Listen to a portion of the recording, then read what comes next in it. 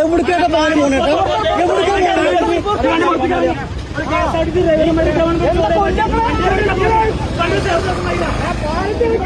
വണ്ടിയിലേക്ക്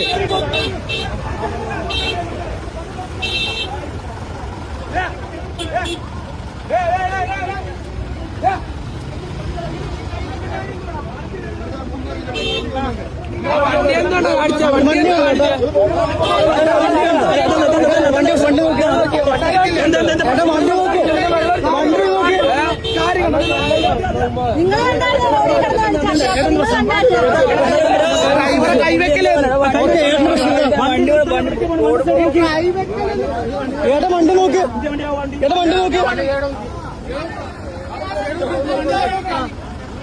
ഒതുക്കൊതുക്കൊതുക്ക്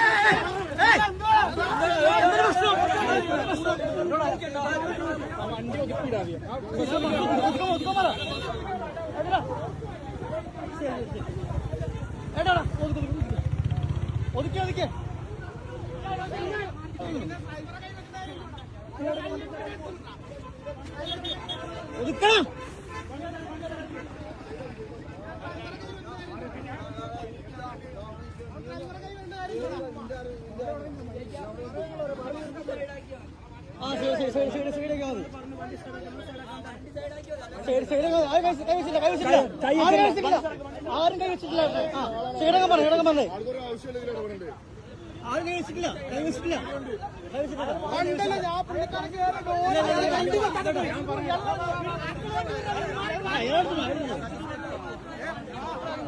നിങ്ങൾ പറയുന്നത്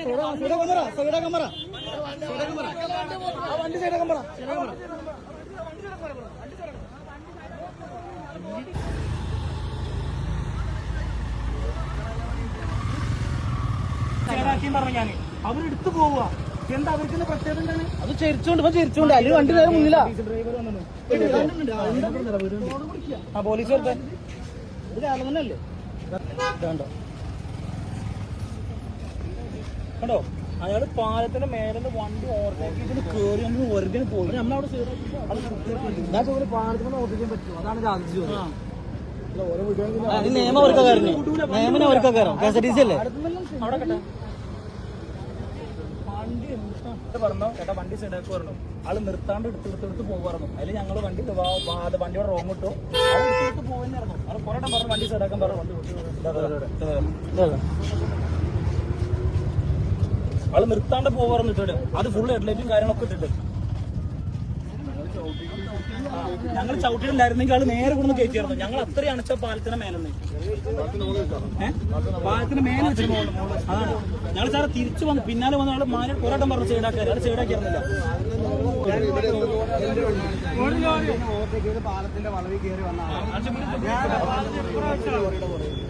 പാലത്തില്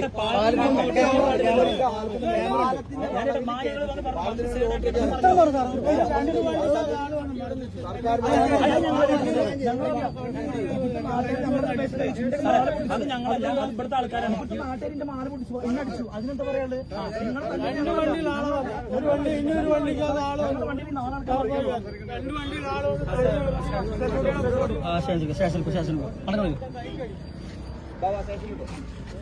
അത് നമ്മളല്ല, അത് വേറൊരു ആളാണ്, ഇവിടുത്തെ ആളാണത്.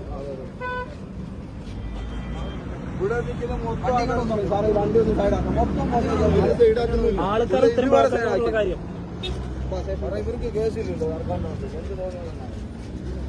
എല്ലാരും പറയുന്നത് KSRTCയുടെ ട്രിപ്പ് മുടക്കി കഴിഞ്ഞാൽ നമുക്ക് കേസാവും, വണ്ടി വിടണ പറയണ്ടേ. ചോദ്യം ഇത്ര തന്നെ ഉള്ളൂ. KSRTC വണ്ടി നമ്മൾ പ്രൈവറ്റ് വണ്ടിയുമ്പോൾ തട്ടിയാൽ മാത്രം എന്തെങ്കിലും ഒരു പ്രശ്നം എന്താണ്? അതിന്റെ പ്രശ്നം നമ്മൾ ചോര നീരാണ്ടാക്കുന്ന വണ്ടി തന്നെയാണ്. അതിന് എന്താ പേർക്ക് ഇത്ര വലിയ പ്രശ്നം എന്താണ്?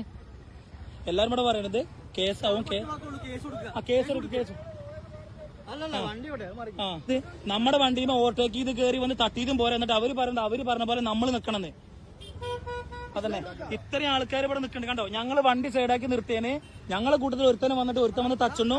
അതിന്റെ വീഡിയോ ഞങ്ങളുടെ കയ്യിലുണ്ട്. ഡ്രൈവറിനെ വന്ന് തച്ചത് ഞങ്ങളല്ല, അത് വേറെ ആളെ വന്ന് തച്ചത്. അതിന്റെ വീഡിയോ ഞങ്ങളുടെ കയ്യിലുണ്ട്. നമ്മൾ ഒരു തെറ്റും കാട്ടിയിട്ടില്ല. നമ്മുടെ വണ്ടിയുടെ പേപ്പറും കാര്യങ്ങളും എല്ലാം ക്ലിയർ ആണ്. പിന്നെ നമുക്ക് എന്താ പ്രശ്നം എന്താണ്?